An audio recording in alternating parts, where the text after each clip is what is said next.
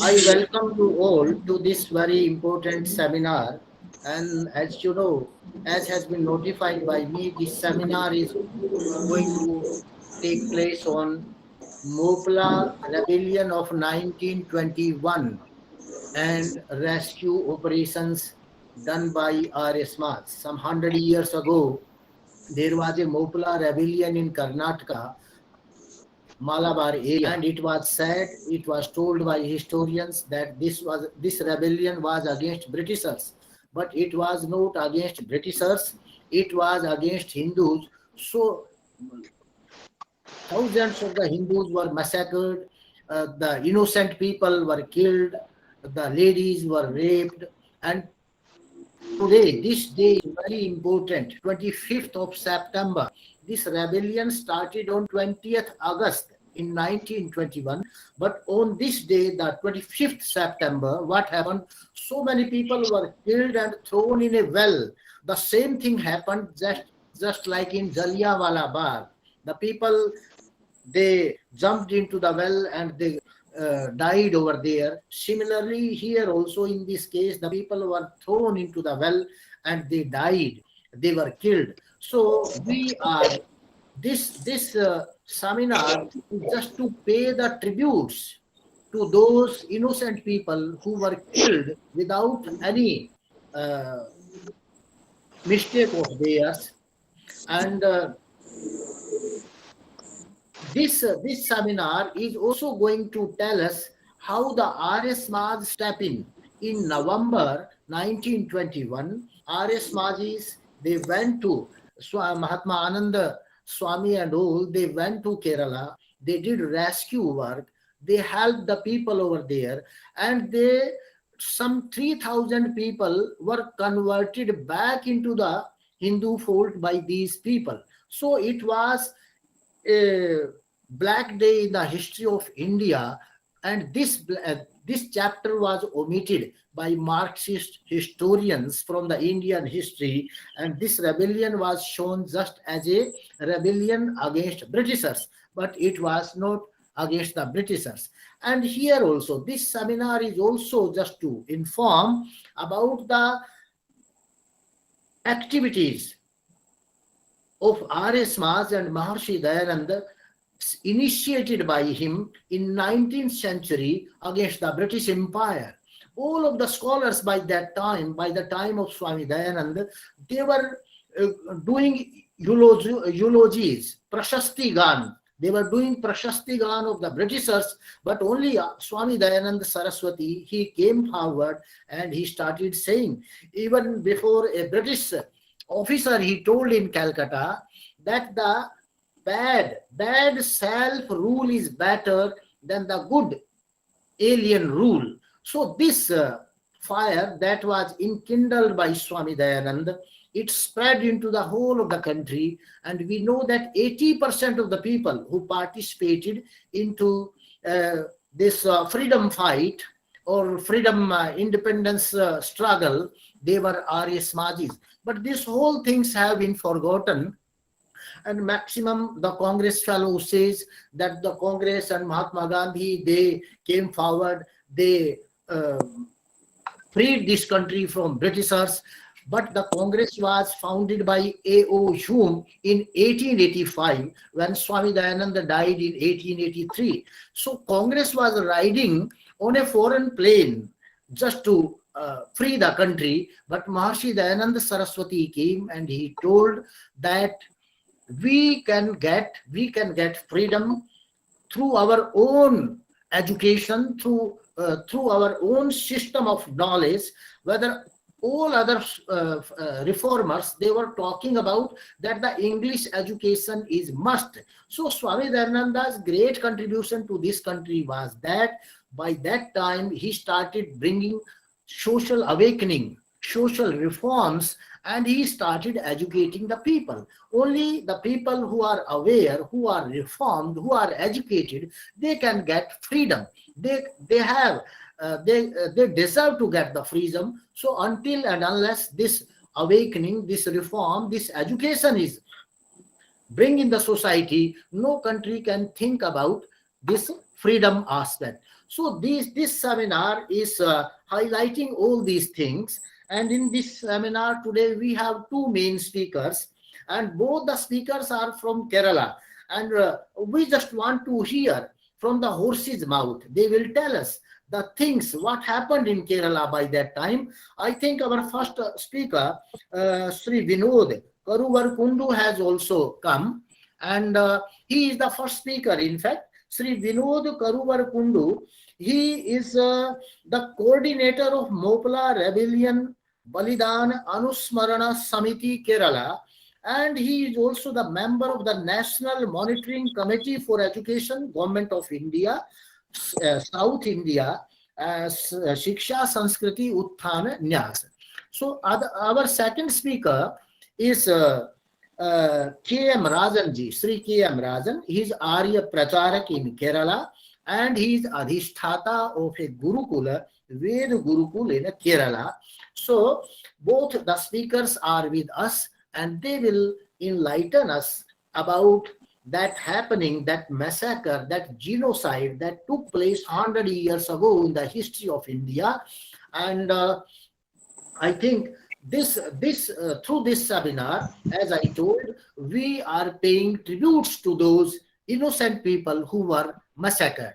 So now, without losing further time, I invite our first speaker, Sri Vinod Karuvarakundu from Kerala, just to give some highlights of the things that took place in 1921 in the southernmost part of the Kerala.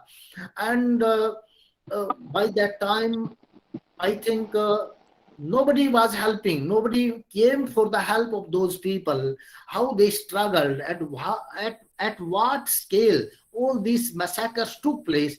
And I think we will get a good account of the events from our learned speaker, Sri Vinod Kumarji. Namaste, Professor Dr. Ravi Prakash Aryaji, the chairman of Dayananda Saraswati Chair, Dayananda Saraswati University, Rohtak, Haryana, Rajinder ji and Sima Rati ji, Dr. Naresh ji, and my beloved brother K.M. Rajan ji from Kerala, and many scholars who are joined here in this virtual seminar on a very important topic in the history of the whole world, which happened 100 years ago. As we know, after the First World War, the Khilafate, the empire of Khalifa, was dismissed by the European power, and it was geographically divided, and his power as Khalifa was thrown away. This have aroused a rising among a section of Muslims, Islams all over the world, and the Khilafat movement was formed. So a pan-Islamic movement of this modern era was this Khilafat movement. And in India also, Bharat also, the Khilafat movement was started, headed by Ali brothers, Shaukat Ali and Muhammad Ali. Maulana was there. So they were called Ali brothers. And as we know, we had an experience of conflict between Hindu Dharma and the foreign invaded Islam. religion for a long period in India. But as the Hindus arose through Marathas, through Sikh Gurus, and many other forces in North India, there was a synthesis of Hindu-Muslim unity when we had the opportunity to fight against the British rule in India in 1857, which we can call the great movement for freedom in India, led by Nanaji and Rani Lakshmi Bai and such great people. Not only the Rajas and Ranis, but all section of the common society, Vanavasi, Bandhus, farmers, military people, Rajas, all came together, and there was a big national rising with a synthesis of nationalism. That time the Mughal emperor was just a namesake, there was an emperor. But the whole Hindu kings, they accepted the Sher Shah will be the king. And the king declared in that kingdom, the new independent Bharat, taking freedom from the British East India Company, there will not be any conflict between Hindus and Muslims. And legally two things was banned by the declaration of the Raja, the Sultan of Delhi, that was cow slaughter will be banned. There will not be cow slaughtering, and there will not be conversion, and there will not be any discrimination on the basis of a religion. From the Hindu parts, they told, as we accept all the religious fundamentals, no pigs, pork will be slaughtered. That was a declaration. That was a new concept, new chapter. We can see all this elaborate history, how the dynamism worked in the great work of 1987 by Veer Savarkar. And when the Britishers understood the spirit, the strength of the oneness of Indian society coming together, crossing the Hindu-Muslim Sikh divide, they started their operating. As we know, after this independent war, the power was taken over by the British Emperor, the Queen, from the East India Company. Then they started many divide and rule strategies. The Indian National Congress was started. They supported Aligarh movement and many things that we can go to the history. And they, after 20 years, Congress was formed in 1885. I think 1884 or 87, the Aligarh University, Aligarh Institute was established. After 20 years, 1905, they had a testing. They divided Bengal. Actually, it was a divide of Hindu-Muslim. but people rose against it with Vande Mataram and Bharat Mata Ki Jai. Then immediately they started Muslim League in 1906 in Dhaka. But that didn't work out. They was forced to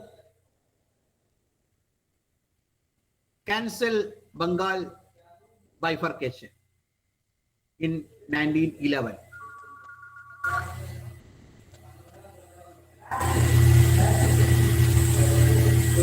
In this background, in 1914, during the First World War, Gandhiji came to Indian politics. He traveled the whole length and breadth of Bharat. And he realized that the issue should be rationally faced. The Hindu-Muslim issue should be solved forever. When he got a chance, he took the opportunity of supporting the Khilafat movement. We are telling that Gandhiji supported Khilafat movement, and many of the Congress big leaders like Rabindranath Tagore, Siddharth Das, and many such people, they opposed. But not only Gandhiji, Arya Samaja itself supported. Shraddhananda Swamiji, he addressed the gathering in Delhi Juma Masjid.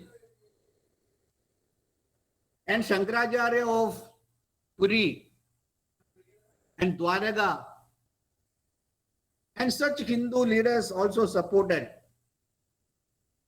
And their basic concept that as a Hindu concept outlook, the issue of Muhammadan can be supported as long as it is not ill affecting Hindu way of life.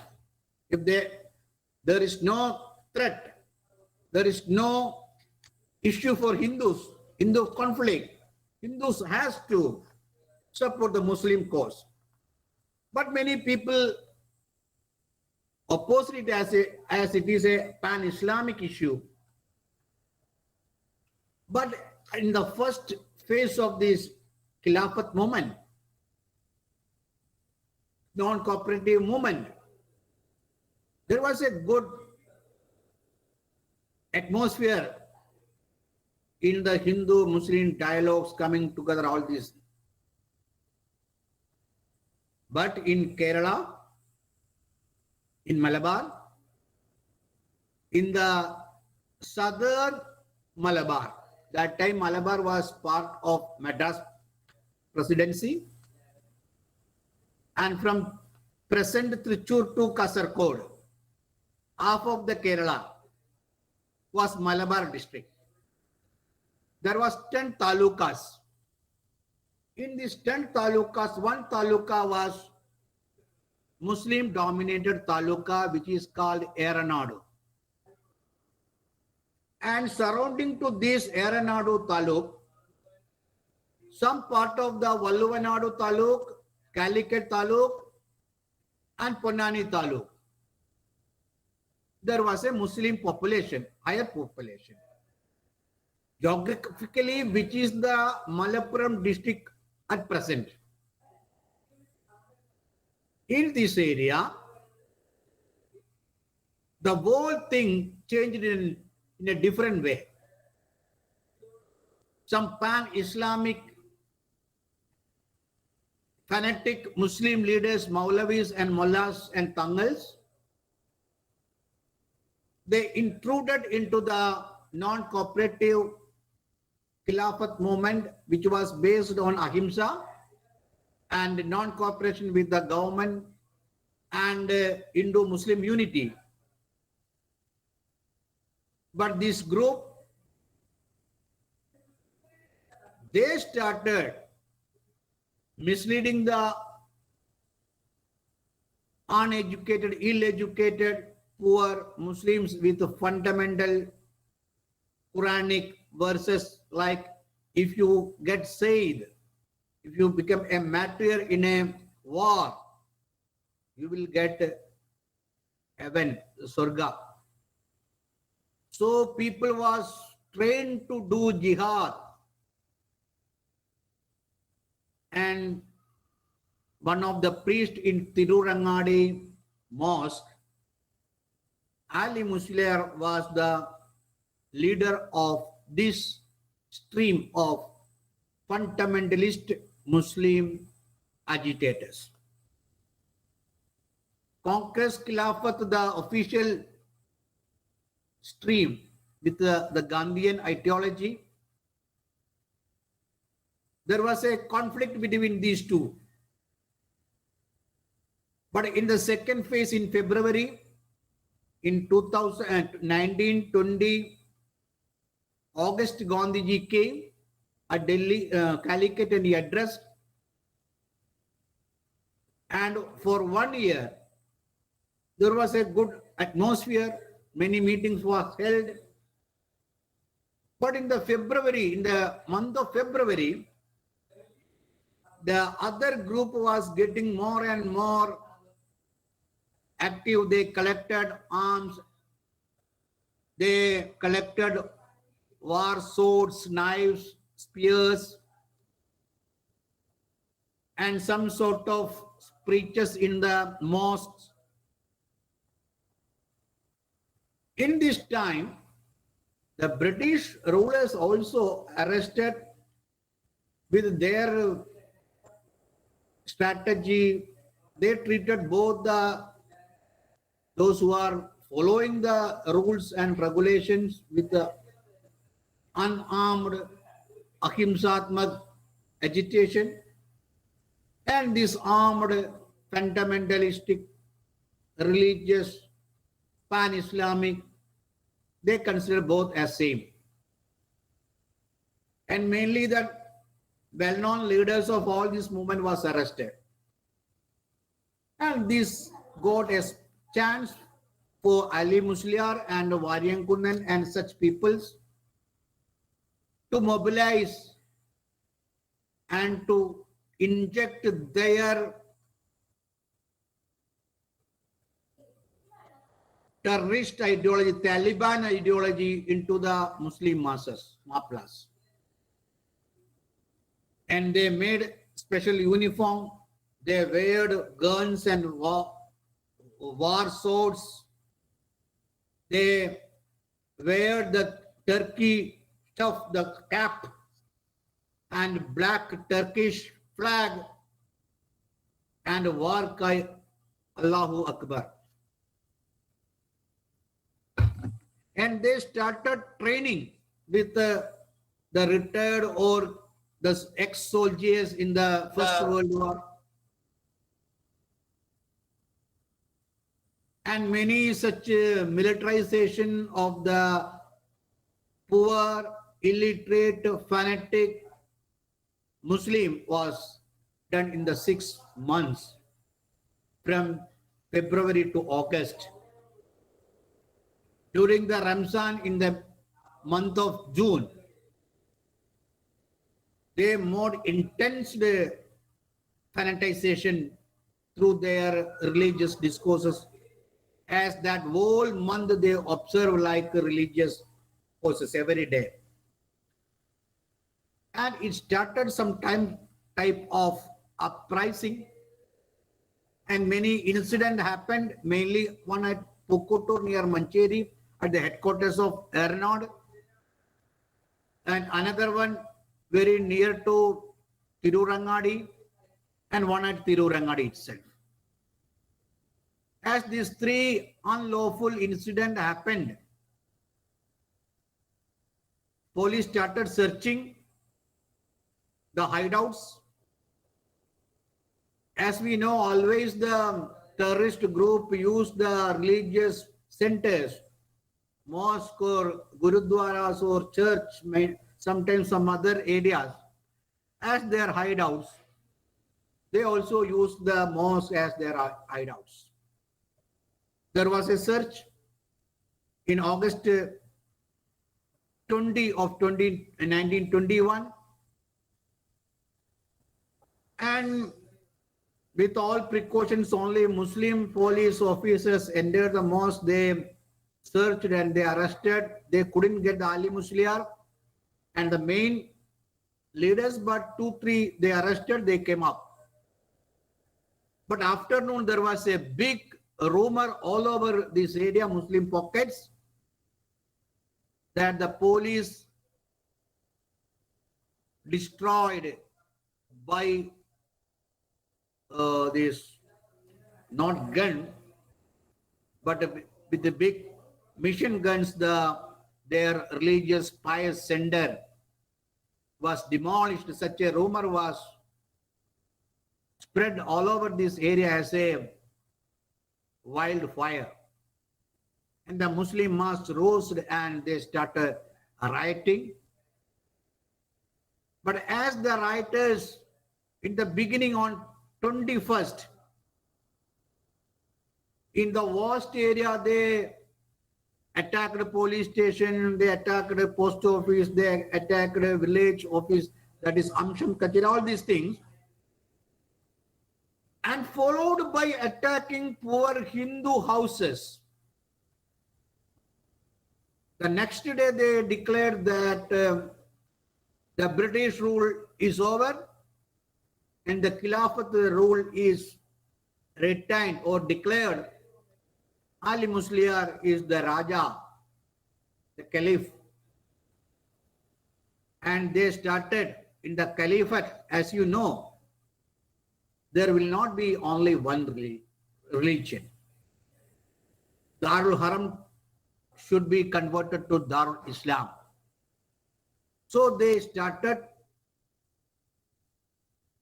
looting, massacring, forcibly converting the Hindus.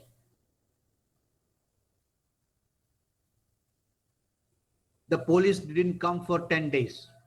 No army, no nothing. The whole area, the 4 talukas, about it is 100 square kilometers of area. That was under Islamic rule. What we are seeing at Taliban in Afghan, what was in Syria, the same modus operandi we witnessed in this Malabar. The whole Hindu, there was only 3 options. One is flying away from their home places without taking a pair of clothes to wear, to change. Second, get converted to Islam and support the Khilafat army. And the third, live proudly as Hindus, receiving the death penalty. Either Islam or death. This is the 100th year, in the same day of September 25th in my own village, which is called Tuvur. Thousands of these rebels, they searched all the area, 3-4 villages that time, and captured hundreds of Hindu men with the hands tied back, and they were collected to Hajur Kacheri of Islamic State. And the Islamic governor, Chambrasheri Tangal and Varian Kunnat, under the leadership of Varian Kunnat, they had their Sharia trial. They accused The Hindus supported the police, they helped the police. They are not accepting the Islamic Khilafat. And many punishment was given. Some Muslims who opposed this, who support their Hindu brothers, they were also massacred. And 38 Hindus was given death penalty by cutting their neck. Some were butchered, like, we can't use any words, like sewing the head into two by the timber sewing sword, so axe. It was cut like this, bifurcating the body into two.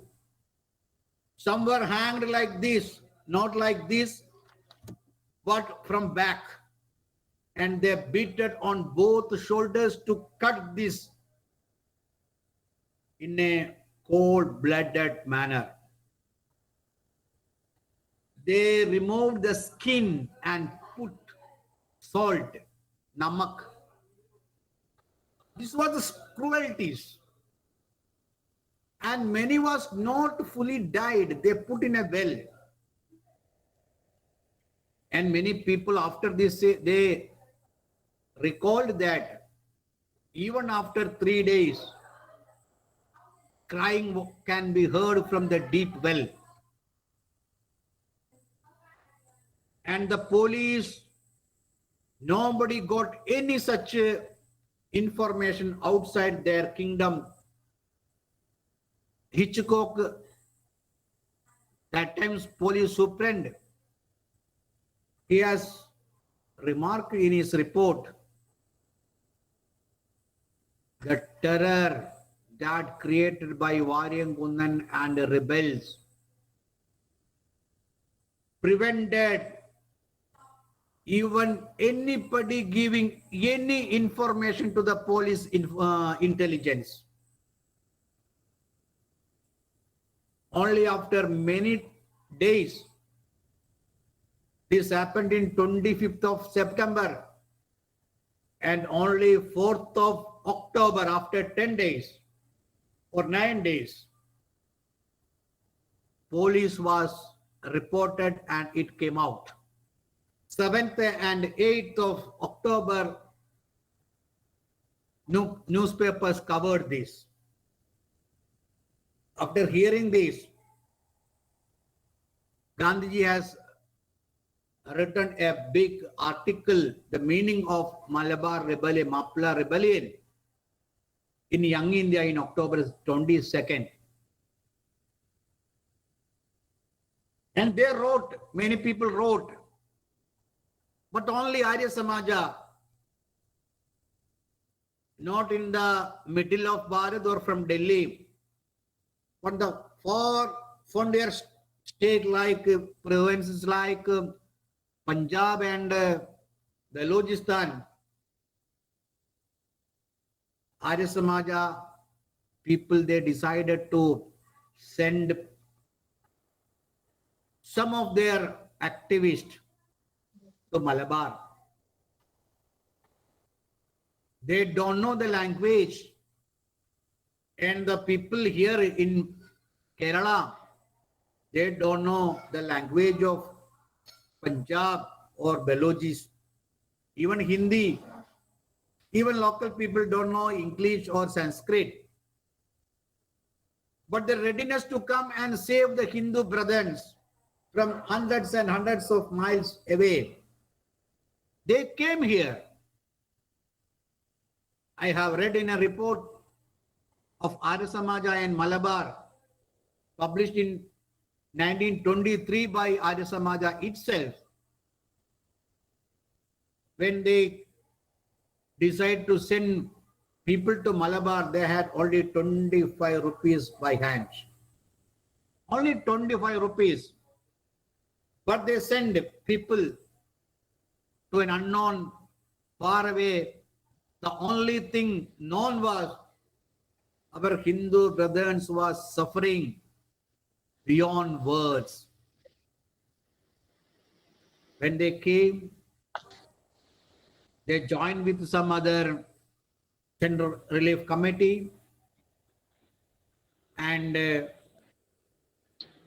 immediately after few days, they themselves started many refugee camps, and then they started moving to the mostly badly these riot hits places. There's so many people in Moplah dress code, fearing, and the whole report. This year, our Arya Samaja Velineri chapter has translated to Malayalam and published, which was an eye-opening. Today, all over Kerala, in all the Tahsil headquarters, more than 100 places, today evening, the Shraddhanjali Sabha of Tuvur, Matris and 21 Moplah Hindu Genocide Remembrance Day is observing. Even in this Corona protocol, people are coming and assembling and doing their Shraddhanjalis. Yesterday in Thiruvananthapuram, one program was inaugurated by Tejasvi Surya MP and the young, dynamic parliamentarian and youth leader of Bharat, Yuva Morcha National President. He inaugurated. Today, in the very heartland where the massacre was happened, there is not only one place, this was a starting place. Former Mizoram Governor Kummanam Rajagopal and Hindu leader Kummanam Valsan Tilangirji, the state president, they visited that place. And now that well is covered with mud, no remembrance is there, no sign is there. There are so many such wells, ponds and rivers where hundreds of Hindus were butchered. If you want to know the real picture, you can read from your Arya Samaja report, Sarvindya Society's report by Devdar, Annie Besant report, Annie Besant statement in his both in New India Journal as well as his masterpiece, The Future Politics in India, and Dr. Baba Saheb Ambedkar's Thoughts on Pakistan, Vishwa Mahakavi Rabindranath Tagore's reports, statements, and 1921 December Allahabad AICC Conference of Congress. And there are so many documents. And another important one is the petition filed by the Hindu women of Malabar under the leadership of Nilambur Maharani to the lady reading how the women suffered, how they not only killed, they not only converted, they not only looted, they demolished the temples, they butchered the cows and put the blood abhishek on the deities. It was broken. Many temples was burned hundreds and hundreds. There is no village where anywhere any temple was there. Many reporters after the riots visited this area and they reports we can't see a house, a hut, a temple, a bridge, a road which is not damaged. All the communication facility, that time communication only wireless and something, it was fully damaged. And 5 different battalions of armies came here. At the end, the Gurkha regiment also. More than 1 lakh Hindus were driven away. More than 10,000 was converted.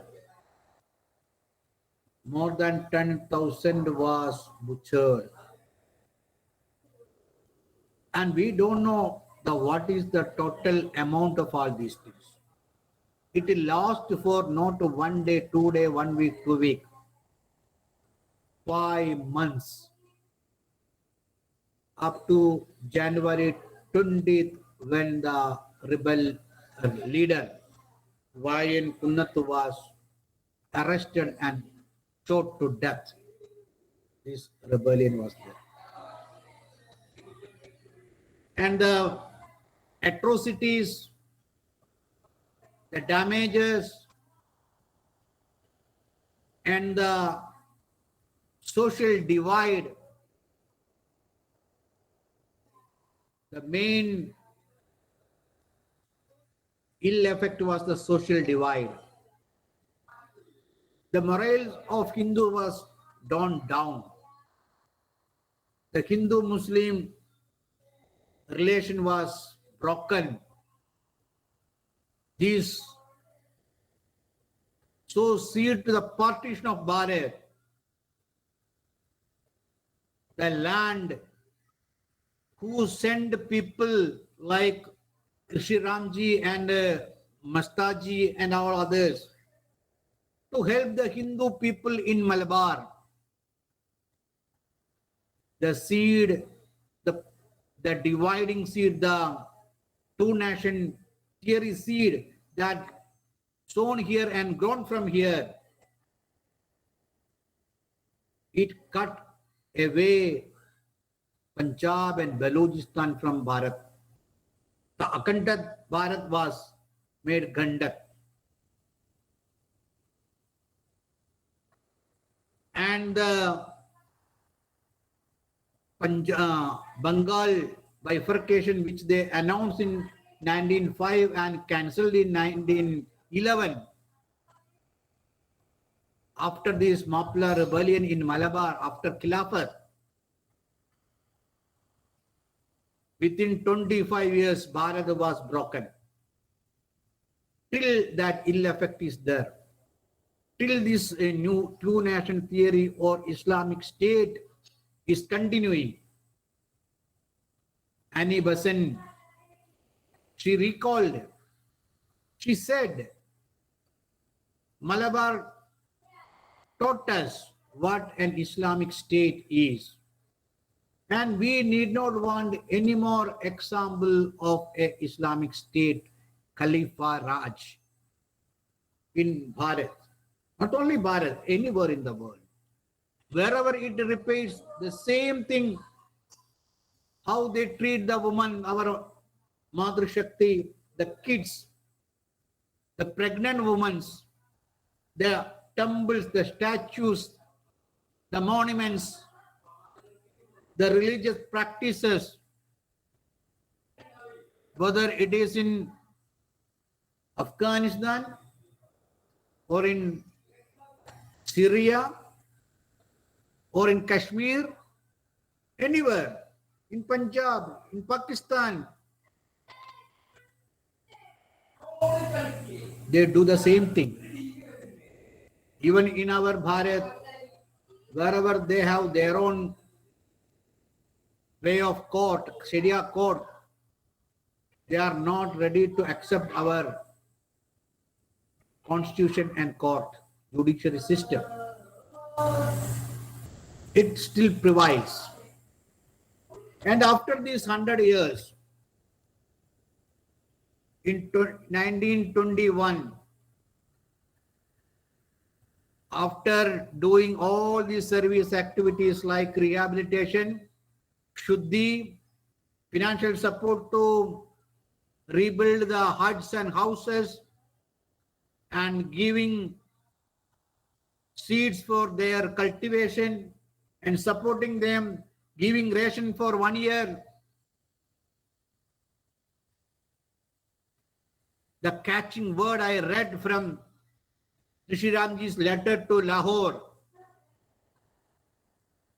Yes, all this we did. It is only for the present issue. It is not the final solution to the repeating Moplah rebellion outbreaks. The only permanent solution to this is organizing Hindus. Make the Hindus proud of Hindu Dharma. Make them Aryas. Yes, the last 100 years of not only Kerala, Malabar, the whole Bharat, many Hindu organizations, they have their own contribution in making our society proud of our culture, heritage, and our dharma. I'm not telling any particular organization or sect or anything. But in our academic field, in universities, as I'm holding some monitoring committee of government and working as the Southern Bharat, Dakshin Bharat Samyojak 6 states of Shiksha Sanskriti Udanyas, which Deen Dayal Batraji started in 2004. The whole academic world is controlling by the anti-national, anti-Hindu, anti-Bharat concept. They are not ready to accept the philosophy of Dayananda Saraswati or such great persons. We want to take a survey in how much universities. There are around 1,000 universities in Bharat. Leave the colleges, private and deemed and state central universities. In how many universities? I'm not telling in all the universities Dayananda chair should be there. No. Can be Dayananda chair, Vivekananda chair, Ramakrishna chair, Guruji Golwarkar chair, or today it is the birthday of Deenadayal Upadhyaya. Any Hindu philosopher's chair, whether the universities are doing propagating, doing research on Hindu philosophy or Hindu Renaissance. So after the new education policy, all the universities should take an Indian perspective in all the academic activities. The chair should be active. We want to find out some industrious good philanthropists who can support such Indian knowledge system. We want to educate our students in Kerala, in all the universities. This 100 years of Moplah rebellion is observing as a great outrage against the British. As the freedom movement, the Kerala speaker, he compared this massacre leader Varian Kunnat as Shahid Bhagat Singh. He is like Shahid Bhagat Singh. I want to ask Bhagat Singh, how many people was massacred, killed by Indians, were killed by Bhagat Singh, Rajguru, or these people? No, not even one.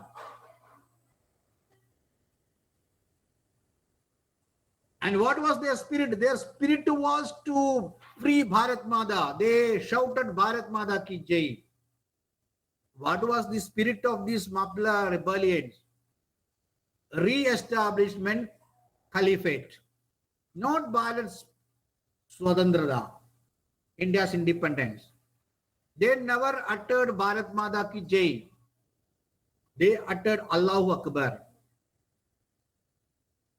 They carried the Khilafat flag. They wear the Khilafat Turki cap. And they killed people to establish Islamic State. They killed the poor people.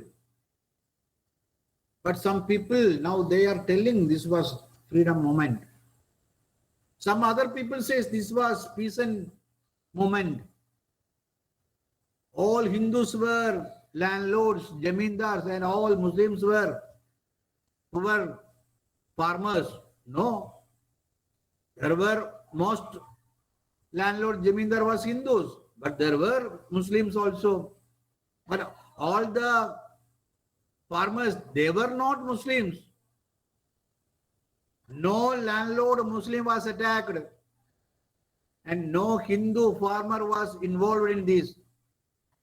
If it was a conflict between peasants and the landlords, all peasants, crossing Muslim, Hindu, any caste, creed, peasant, farmer, they will fight against with a slogan of agriculture reform,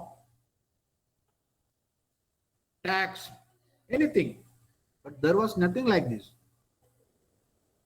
So everywhere there is a good academic activity, but in Kerala, no university is going to support this, but all the university, the education department, school level, they officially conducting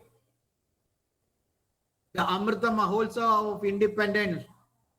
They are misusing to project these Moplah rebellion massacre leaders as freedom fighters, writing essays, seminars, publication, all these things.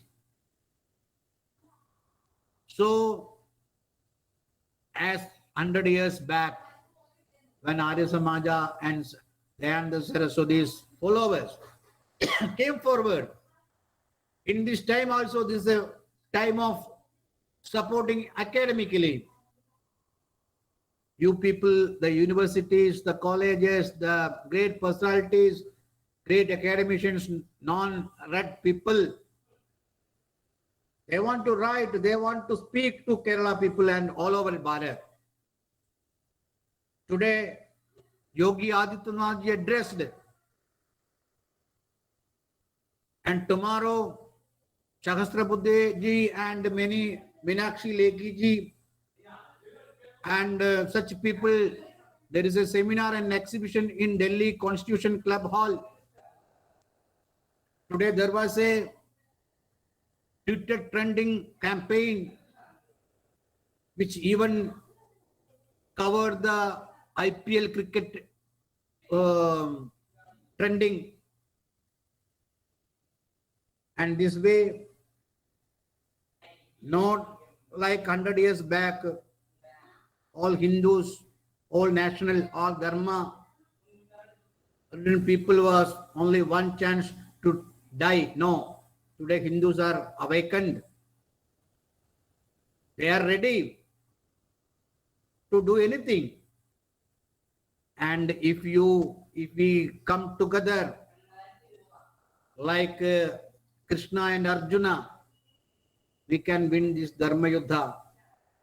Such massacres, such bad incidents should not repeat in history.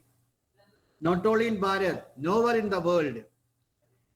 Whatever Sanatana Dharma says, Loga Samastha Sugino Bhavantu, that message should be prevailed all over the world.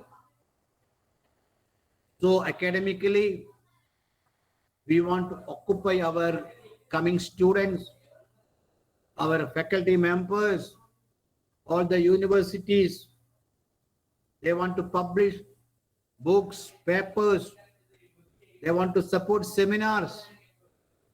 I wish let this be a beginning, not the end. That we can have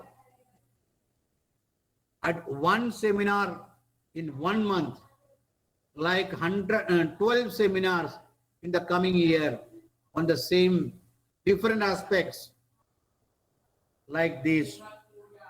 I am very happy and thankful to you giving opportunity to speak on how the Moplah rebellion happened, what was its local and national, international impacts, how even today some partisan politics with their biased motive misuse this, cover up the real things, flare up the unwanted things, trying to disturb the harmony, trying to divide the society, cover the truth, and again going to demoralize the national feelings, tradition, the Hindu dharma.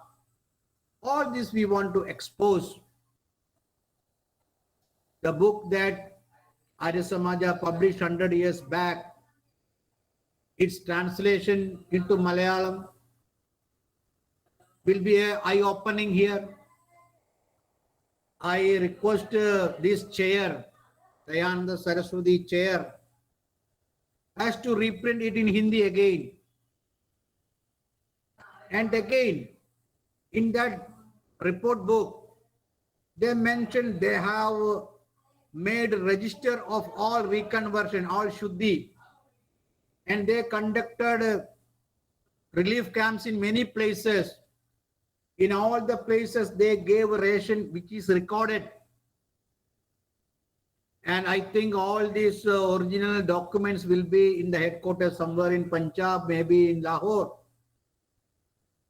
And you people have to guide us, help us where these original documents will be, whether it is in Delhi or Haryana or in which library headquarters. We want to make all these things available, digitalized. Let all the truth come up. We want to enlighten the young researchers to do research in all this. And this will be a opening. Many Kerala universities, colleges are ready to conduct this. But the officially no financial support will be getting to the colleges here, universities here. So with our network, from which university, from which philanthropic group, we will get such a financial support and such academic support. We will work together. And I am very happy that till now, after 100 years, you are remembering the bad days of Indian history which happened in Malabar, in Eranad, in my village. And I am thanking you all on behalf of all the Hindus, all the man-loving, peace-loving people of Kerala. Namaste to all. Thank you, Vinodji, for this very illuminating and fact-citing lecture. In fact, as you advised, Mahasi Dayananda Chair will certainly publish the document. Whatever information will be available to us, we will publish it. And because this was a forgotten chapter of the Indian history, and the people, the the anti-Hindu forces or anti-Indian forces, they are distorting.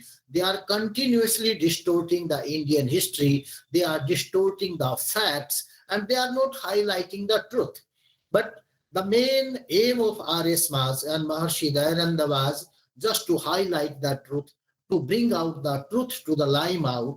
So it was an humble attempt. It was an initiative to bring the truth to the limelight. And I think in this initiative, Sri K.M. Rajanji, he helped me a lot. And we are also very much thankful to you. You are from the same village where the happening took place. And you, whatever you narrated, it is an eye-opening. And we could hear the real history from you. So on behalf of the Maharshi Dayanand Saraswati Chair, Maharshi Dayanand University Rohtak, I thank you a lot, and I hope if we need you, you will be again available for this chair for other our activities related with this Moplah rebellion. So thanks a lot, Vinodji. Now I invite our second speaker, Sri K.M. Rajan, who is Arya Pracharak and Adhisthata Ved Gurukul, Kerala. And let me inform to our to the audience that Sri K.M. Rajanji is doing a very good work in Kerala. He is propagating the Vedic mission, the philosophy of the Vedas, the teaching of the Vedas, and the teaching of Maharshi Dayananda Saraswati, the foremost man of the modern Indian history, who was a social reformer, who was a great embodiment of Vedic life and thought, and who told that India's progress can take place when we will go back to the Vedas and not to the West. So now I invite Sri K.M. Rajan to start his talk. Om Vishwani Deva Savitar Duritani Parasuva Yat Bhadram Tanna Asuva. Om Shanti Shanti Shanti. Respected Dr. Ravi Prakash Arya ji, Shri Ashwini ji, Dr. Anand Kumar Sharma ji, and my friend and colleague, Shri Vinod ji, and all those who are attending this webinar. Today is a very important day in Kerala history. Not only in Kerala history, in world history also. My friend Vinod ji very fantastically explained what happened on this day. And since 1921, August 20 onwards, when this rebellion started, he gave full background of that and very informative lecture. So in my part, I am concentrating mainly on the role of Arya Samaj on this mission, this evacuation mission. So for a few minutes, I will try to give some information about the Arya Samaj mission. But as you know that our history, many chapters are missing. It is very unfortunate that the glorious history of Arya Samaj in Kerala is missing from our history. Rightly said Shri Vinodji that we conducted a very Herculean task in Kerala. We conducted a lot of relief camps, lot of conversions. But all these records, still we are unable to locate it. So anyway, just I'll give a brief introduction about the role of Arya Samaj. Before that, actually, this 1921 incident, this Moplah rebellion, in our language, it is not called Moplah. It is called Mapila. It started in 1921, but it is not started in 1921. In reality, it started centuries back. It was one of the worst Hindu genocide in Kerala. What happened in 1981? Then there were hundreds of attacks on Hindus of northern Kerala, now known as Malabar. It started centuries ago. The atrocities committed by Hyder Ali and Tipu Sultan in Malabar is available in our history books. Though there was a systematic attempt to make them heroes by some vested interests. The Malabar Manual of Mr. William Logan mentioned it with statistical data also. William Logan, quoting the diary writings and notes of a Muslim general of Hyder Ali, that is the father of Tipu Sultan, and published by the Prince Ghulam Muhammad, then surviving son of Tipu Sultan, in his book, that is in Malabar Manual, he quoted the reference of Ghulam Muhammad, Prince Ghulam Muhammad, about the notings and diary writings of the Muslim general of Hyder Ali. Hyder Ali died in December 1782. 1782, Hyder Ali was died. Before the efforts of conquering the Malabar, that was his dream. He could not complete that one. Before that, he was died. Then his son, Tipu Sultan, took charge. He continued the atrocities of his father in more cruel way. Now this Tipu Sultan is being presented as a great hero. Some controversy was going on always there. We should remember that the works of Tipu Sultan was more cruel than Hyder Ali. His war cry was sword, means darts, or topi. Topi in our language means it is a forcible conversion. They will keep this Turkey cap there. So his war cry was sword or topi. Either you take darts, otherwise convert to Islam.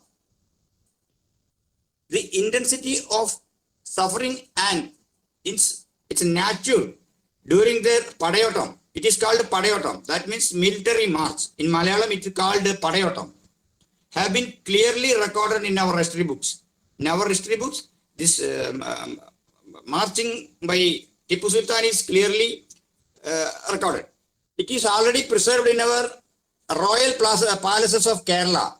That is Samurin. In Malayalam, we call him Samudri Raja of Calicut. It is stored in his in palaces. Not only there, in Palashi, that is another palace. And Palakkad Fort, there is a fort in Palakkad. And East India Company's office.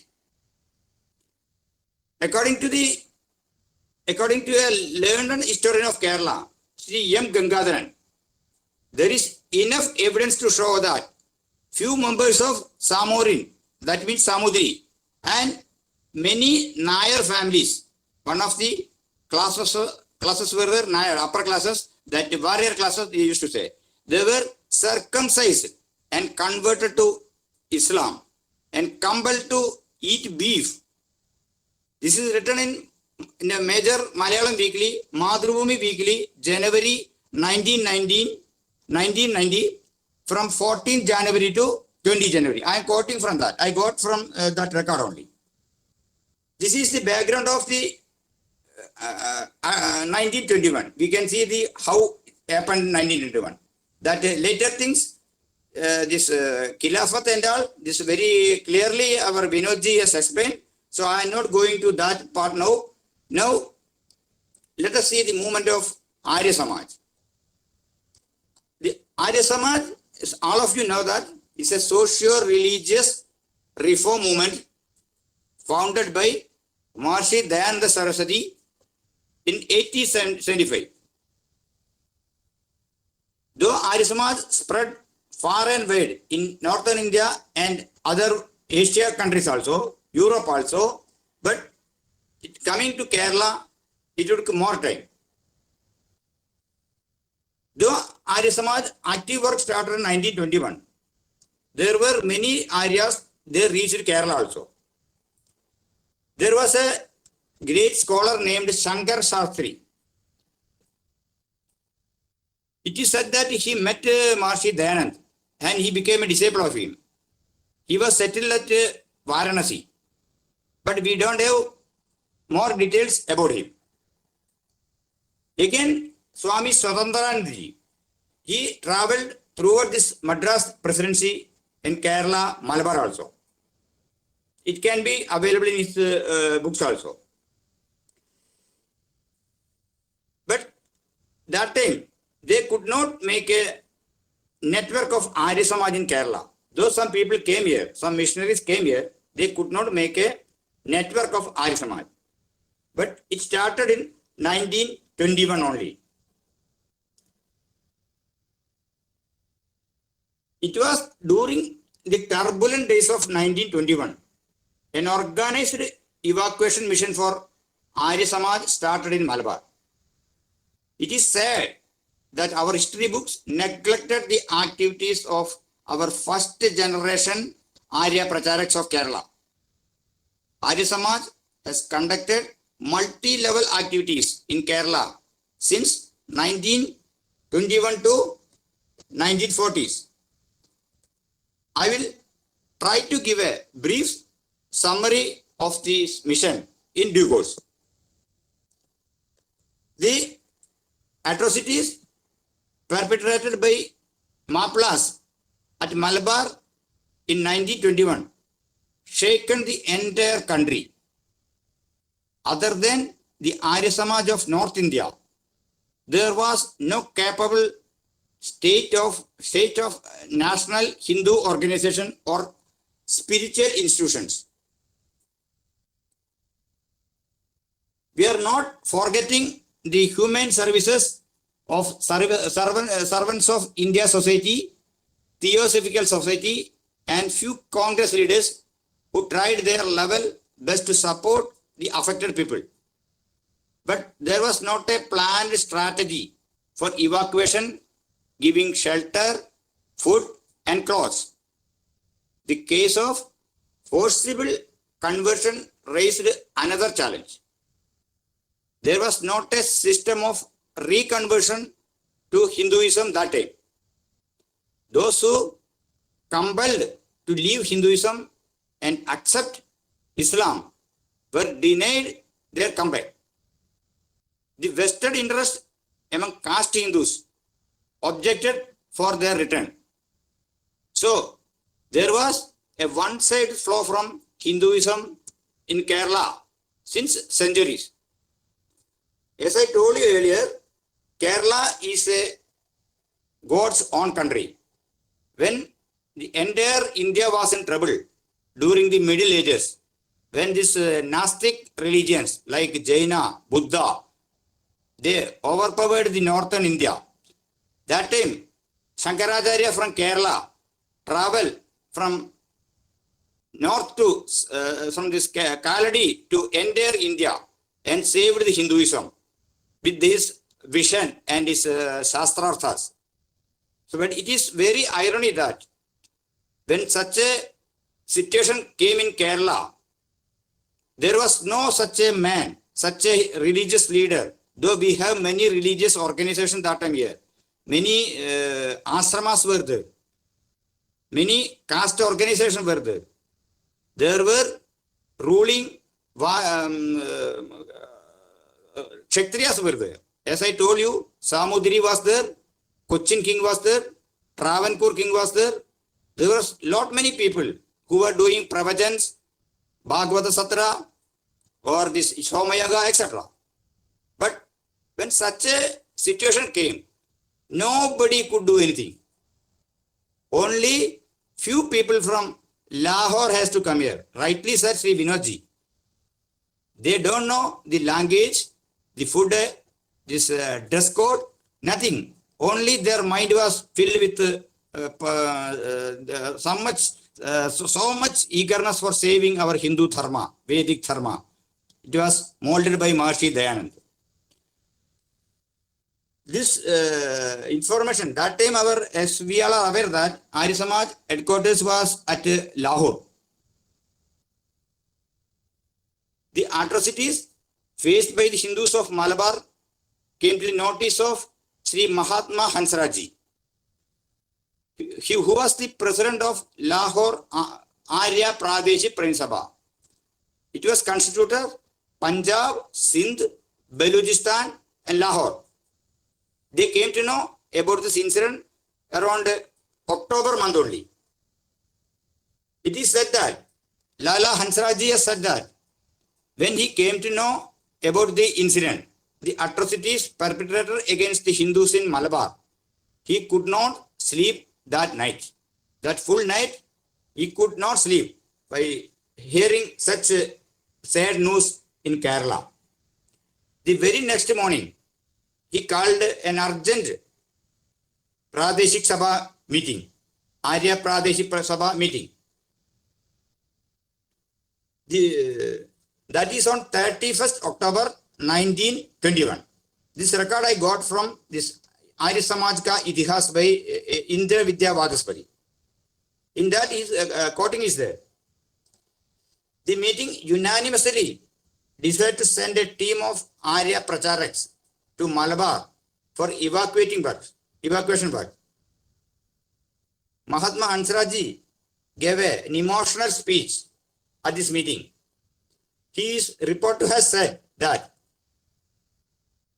during this enlightened period, also, if this type of atrocities are being committed and forcing innocent person to Islam is a challenge to us, we should tackle it. It is mentioned in page 130 of second part of Arya Samaj Ka Itihas by Indra Vidya Vadaspati, published by Sarvadeshik Arya Pradesh Sabha, Delhi. I made it the English translation. It may not be sometimes correct. These wordings were in Hindi. Somehow I translated it. After this speech, he was just looking Lala Kushal Chand Kursal. Lala Kushal Chand Kursal. He was later known as Mahatma Anand Swami. While looking him, Lala Hansraji told, though these are all Hindi, I just made it my own English, maybe some variations. Ravi Prakash and they can correct it. Though any other persons or organization neglect this issue, underline, any other persons or organization neglect this issue, we the Aryas cannot become a silent spectacle. You immediately start to Malabar with few of our team and reach there and the needful for their early return to Vedic Dharma. The same thing he told to Lala Kushal Chand. We will take necessary arrangement for collecting relief material from here. On hearing this, you see, that time the mentality of our Arya Pracharaks and Arya leaders, the information is getting from leader. This Pracharaks were ready to move. He was smilingly was telling. On hearing this word, Kushal replied like this: "Sure, I am ready to move now itself, and waiting your orders." That was the spirit that time. That is Arya Samaj. Maharishi Dayanand ki jai ho. Kushal always used to keep his bag and baggage with him. That was the role model of Arya Pracharaks during that first generation Arya Pracharak. They will have one bag and baggage, like Pandit Lekharam. Whenever information comes, they will not think anything. They will ready to move. There are such lot many examples in Arya history. So he was ready to move immediately. But now we have to see, it is pertinent to see the family background of Lala Kushal Chand when he get order to moved to Malabar, which is situated more than 2000 kilometers away from Lahore. Due to the continued prachar work, we should just see, I'm taking a little time for giving some motivation for our people, how our first generation Arya leaders work. We can think. We have to just see the background of Mahatma Anand Swami that time. Due to his frequent travels, Veda Prachar work, his health condition was deteriorated. That time, his fifth son, Yuddhavir, took birth near to that day only. He was having 5 sons. Fifth son, Yuddhavir, took birth recently that time only. And his another son named Yas, his name was Yas, was affected with pneumonia and bedridden. This was the condition of his family. He has 5 children. One is newborn, another is pneumonia. So in such a situation, he was ready to move immediately, waiting the order of Lala Hansraji, ready to move. Just think, that was the spirit of Arya Samaj, Maharshi Dayanand ki jai. So that was the spirit we got from Satyarth Prakash or Maharshi Dayanand.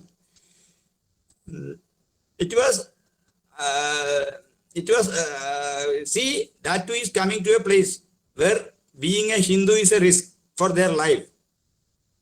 He was going to Malabar first time. It was high risk for his life to become even a Hindu there. Also, he was not familiar with the Malayalam language, the food habits and dress code of Kerala. It was very difficult to travel this much distance. The train facility were available there.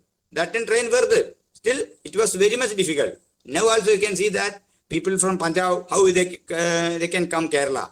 During this time also we have a lot of difficulty. Now I will come to this another Arya Pracharak, Pandit Rishi Ram. That Arya Pradesh Parinsabha is meeting on 31st October 1921 decided to send a team of Arya missionaries led by Pandit Rishi Ram, who was a fresh graduate from DAV College, Lahore. Pandit Rishi Ram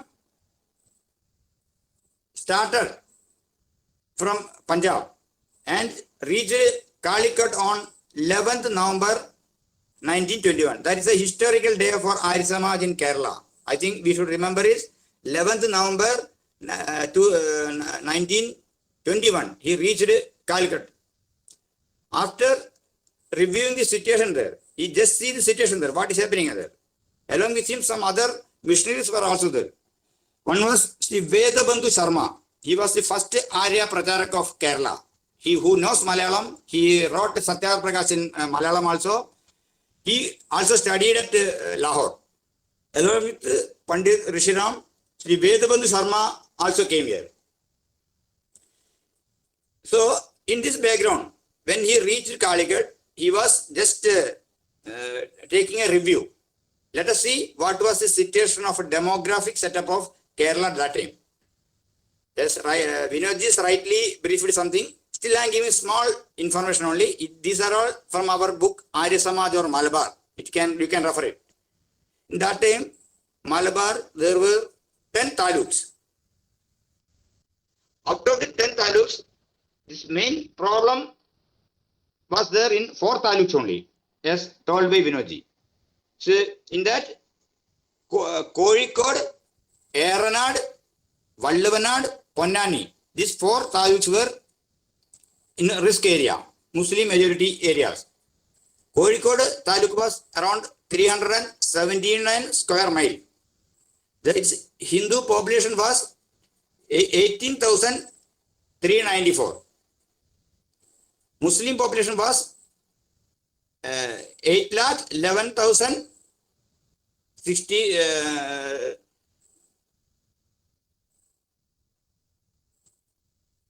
8,11,666. These are all written in our book, Arya Samaj or Malabar. Just I am referring that only. Christian population was 5,451. In Eranad Taluk, its area was 966 square mile. Its population was 1 lakh, Hindu population was 1,68,641. Muslim population was 2,23,377. Christian population was 589. Valluvanad Taluk was 880 square mile. Its Hindu population was 2,54,223. Muslim population was 1,19,224. Christian population was 507. Ponnani Taluk, its area was 426 square mile. Its Hindu population was 2,85,601.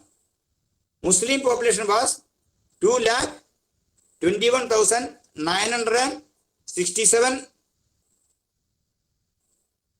Christian population was 21,850. This source from Malabar or Arya Samaj book.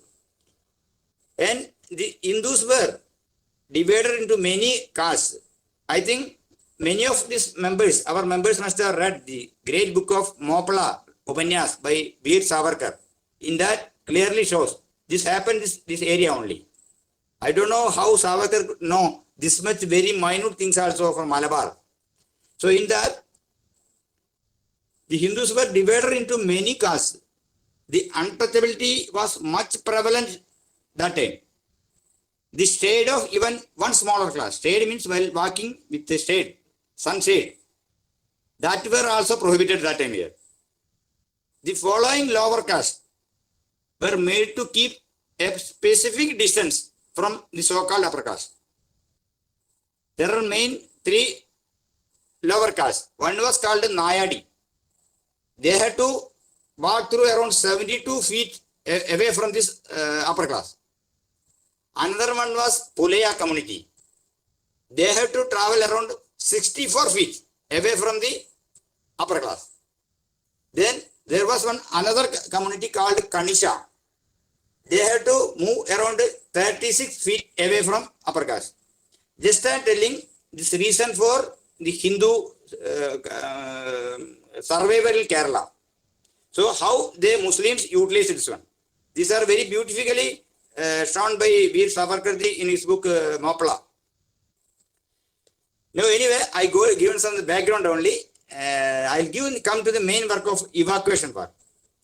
Arya Samaj opened relief camps at Mayanad, Tirurangadi, Nilambur, Tuvur, Mukkam, Kozhikode. Like this, many places Arya Samaj started relief work, giving shelter to the refugees and giving food, clothes, etc.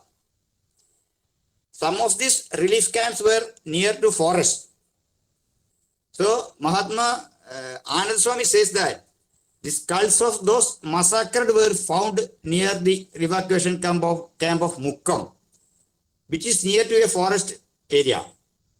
By seeing these skulls, one can easily find how they were brutally killed.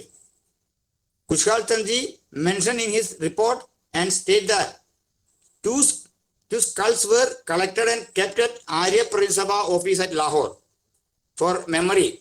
Like this he mentioned in that book. He also gives a detailed accounts of incidents happened at various places during this rebellion. He walked with barefoot to the affected area. See, the situation, this difficult area, he was walking by walk only. And consoled the victims by giving food, cloth and shelter. Pandit Rishiram traveled each and every corner of riot hit areas. Sri Vedabandhu Sharmaji accompanied him and translated his English and Hindi speech to Malayalam. Vedabandhu Sharma was the only Arya missionary of Kerala accompanied by the team of Pandit Rishiram from Lahore. He distributed pamphlets named Moplah Vidroh in Hindi and Moplah Riots in English and Malabar Moplah Lahla in Malayalam. They tried to concentrate on Shuddhi mission along with the relief camps. The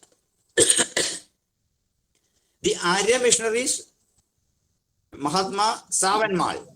Some more missionaries were there along with Pandit Rishiram, Mahatma Savanmal, Professor Nyanchandji, Pandit Mastan Chandji also visited the period hit areas of various taluks and mobilized the converted Hindus into a place and brought them back to Vedic Dharma. Pandit Mastan Chand was in charge of Mayanad relief camp. Around 1100 children, including children, women and elders were accommodated there. There were newly born babies also. He said that newborn babies were also in that relief camps. He said in his report, Kushal Chandji mentioned this in his report. It was a difficult task to reach the Muslim majority areas of villages and motivate the converted Hindus and bring them back to the Vedic Dharma after the Shuddhi Kriya.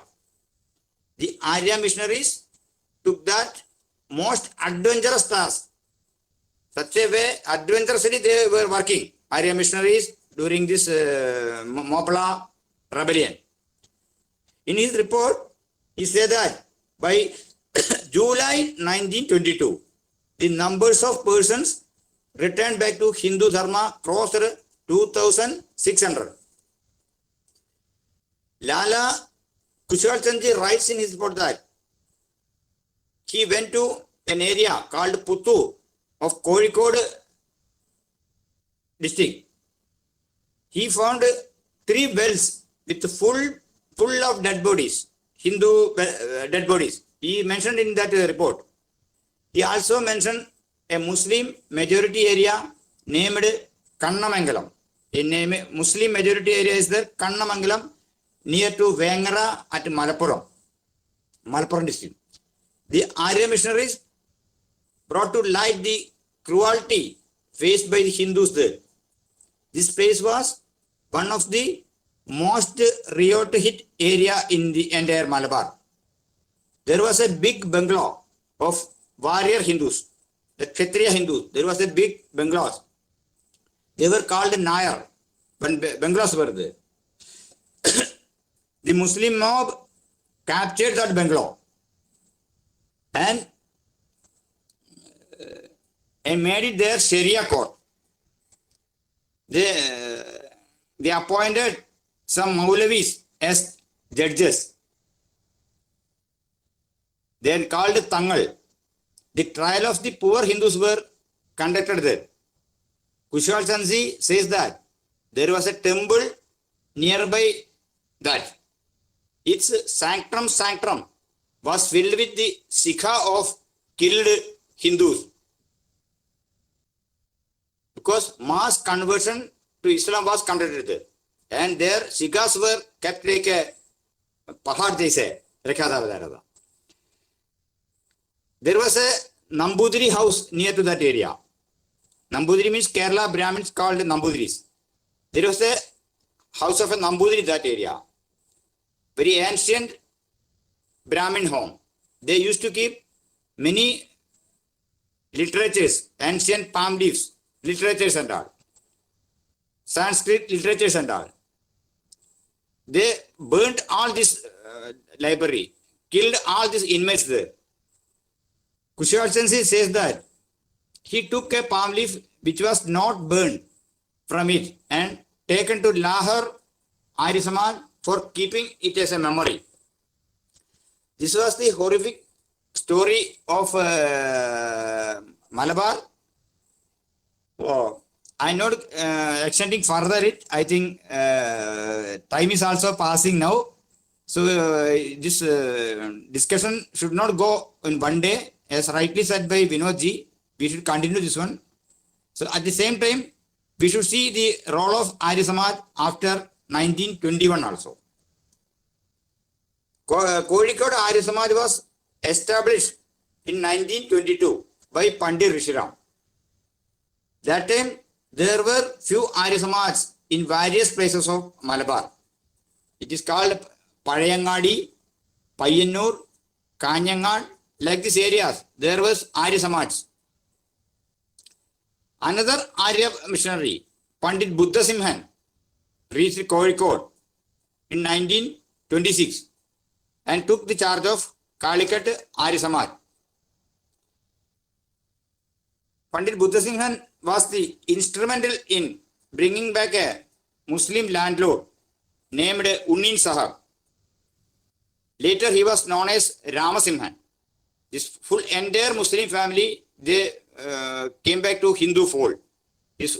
And they converted, this conversion was conducted by Buddha Simhan of Calicut Arya Samaj. But it is very ironic that on 1947, 2nd of August, this entire family was massacred in cold blood. That time, we could not, the Hindus of Kerala could not do anything. They took away their children also there. So that was the condition of Malabar that time. Still, people like Buddha Simhan valiantly taken such measures. After that also, Arya Samaj conducted many activities there. After independence, we could not do much work on our missionary movement. Though we have a lot of scholars in Kerala, they were doing many literary works. Because the situation was, Kerala is very difficult for working system. As rightly said by Vinodji, this our establishment, political situation, everything, it was very much difficult. So many Arya leaders also worked here. Before us, many Arya leaders worked here. One of the main architects of Arya Samaj in Kerala is Sri Vedabandhu Sharma. He was an outstanding scholar. He wrote many books in Malayalam. He was the first person to translate Satyarth Prakash in 1933. And many scholarly works he has conducted. Then our Acharya Narendra Bhushanji. He was an excellent scholar Kerala has ever seen. He studied from Hisar Brahma Vidyalaya. And after that, he made a lot of work in Kerala, literary work. With his able leadership only, people like me only can come to this field. He also translated Satyarth Prakash many books in Malayalam. Similarly, there was other leaders also, Acharya Arya Bhaskarji. He was an Acharya of Yamunanagar Gurukul. He came to Kerala after his studies and tried to spread the message of Maharishi Dayananda. Similarly, one Acharya Kidanallur Parameshwaran Nambudiri was there. He was in Gurudat Bhavan Gurukul of Lahore. After partition, he also returned to Kerala and given maximum his time for literature. Then the A.P. Upendranji. He was also a vibrant Hindu leader, Arya leader of Kerala. He conducted many classes in southern Kerala, Ernakulam and all. Then comes this Sri Velayuth Aryaji. He was also a hardcore Arya Samaji. So when this Meenakshipuram episode started, he was also take a mission in there also. So many Arya scholars worked after independence also in Kerala, but the situation, when it was in the 1921, it was a very horrible situation that time in Kerala. We don't have any Arya leaders that time here. Apart from Vedabandhu Sharma, here there was no Arya leaders. But after this 1940s, we have leaders also here, but we could not do a continuous network of Arya Samaj here due to many reasons that one. So now, since the last 10 years, we are trying to make an attempt to rebuild the Arya Samaj in Kerala. We established an Arya Samaj at Velinadi and we established a Gurukul also. With that Gurukul, based on that Gurukul, we are trying to make changes in Kerala. We are already planning a 1-year program in Kerala from November onwards. Next week, we are conducting a Chintan Shibir also. What we can do for the Vedic Dharma in Kerala. So, 1921 to 2021, this 100 years. This is not only for remembering, this is for action only. It can be repeated again also. See the situation of international scenario, Afghanistan and our neighboring countries, and this present situation of socio-religious situation of Kerala also. So we should be very much careful and take our proper planning to make to save the Hindus and Vedic Dharma in Kerala, in India also. So I just concluding my speech, and I am very thankful to Dr. Ravi Prakash and MD Chair for giving us a chance. Thanks a lot to all once again. Namaste. Thank you, K.M. Rajanji. You have given a very good account of the activities of the Arya Samaj, and during that period, how the people from Lahore, they reached Kerala to help their brothers and sisters over there, how they opened relief camps, and even Mahatma Ananda Swami, he he traveled on foot itself and visited all the places, and they have given a eyewitness account of the cruelties that were perpetrated upon the Hindus by that time. And you have also given an account the activities of the Arya Samaj after that period, after 1921. And still, let me inform that K.M. Rajanji is doing a very human service in Kerala by opening a Gurukul and starting an Arya Samaj over there. And my chair is also running certain courses just to teach Kerala in collaboration of his Gurukul, so that the people over there, they may also be well aware or familiar with the Vedic teachings, Vedic philosophy, and then Ananda's teachings. And through these lectures, we could also have seen, and we could also have known, as K.M. Rajanji, he was pointing out, and he was time and again saying that Maharshi Dayananda ki jai. So we can see that how Maharshi Dayananda contributed to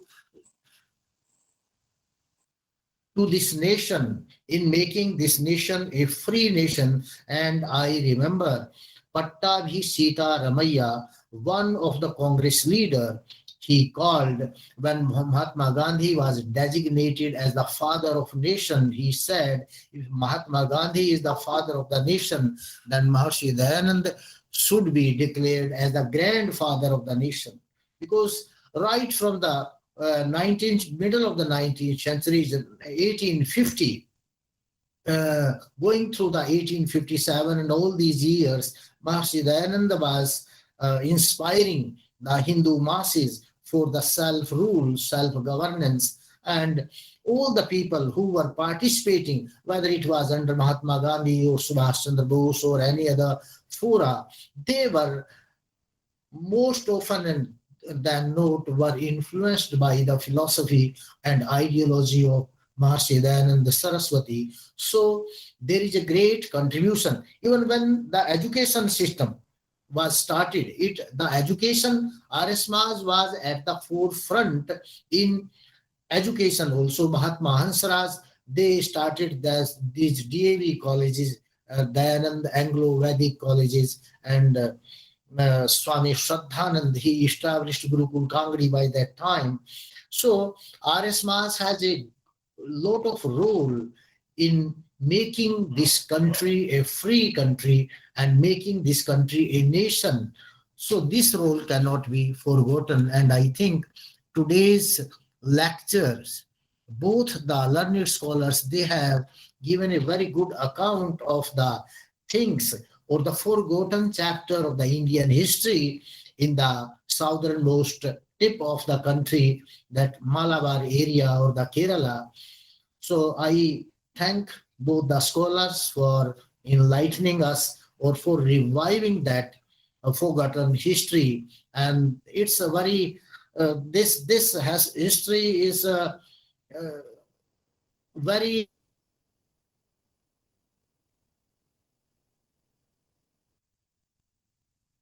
and it makes us also very much disappointing, or we feel very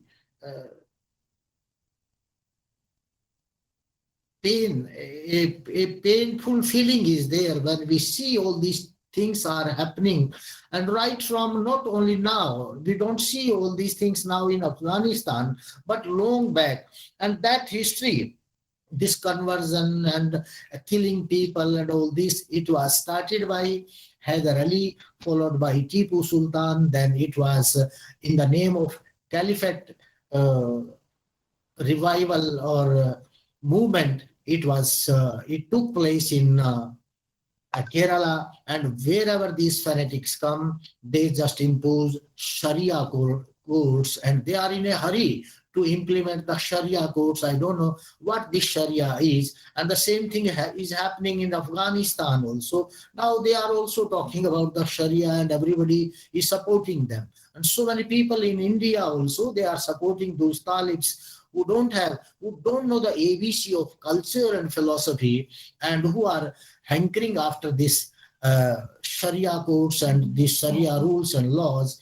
So the history is repeating itself until and unless the humanity at large is being taught and given the good education, the right education. I think this type of things will continue to happen, and the people who are well aware, who are learned, they should try to awaken other people also in the society, that they should not sleep. Now the time has come to reawaken yourself. Now the cycle is again changing. These changes are coming in the world history, and now the whole world is under turmoil. So I think this lecture is very illuminating. Lectures were there, and these lectures give us an education, or give us a direction about, and I think they highlights, these lectures also highlight upon the future of this country and future of the world, if this type of forces, they continue to emerge strong and powerful. So I thanks both the speaker a lot, who made this a seminar a success, and truly we have got so many new things. And I also thank all our people in the audience who are here.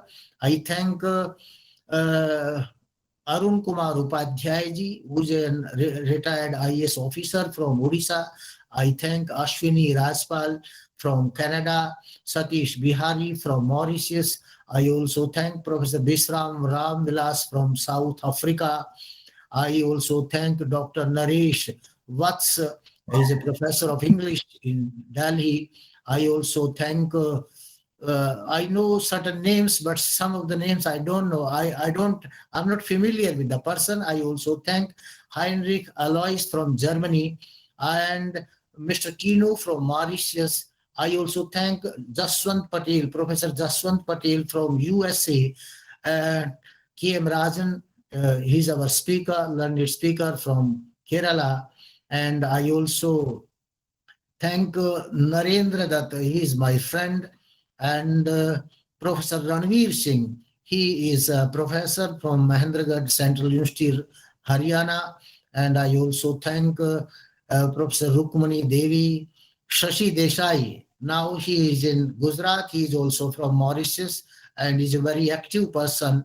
And I also thank Usha Devi Prasad from South Africa, Vivekananda Mahavir from Canada, Vinita Ram Clown, she's an attorney in UK, and Dr. Ravi Prabhat from my university itself. So I thank all others. Yogacharya Rajiv Kumar, he is also a very good teacher of yoga. I also thank him. So I thank everybody who gathered here, or just made this seminar a success. Thanks a lot.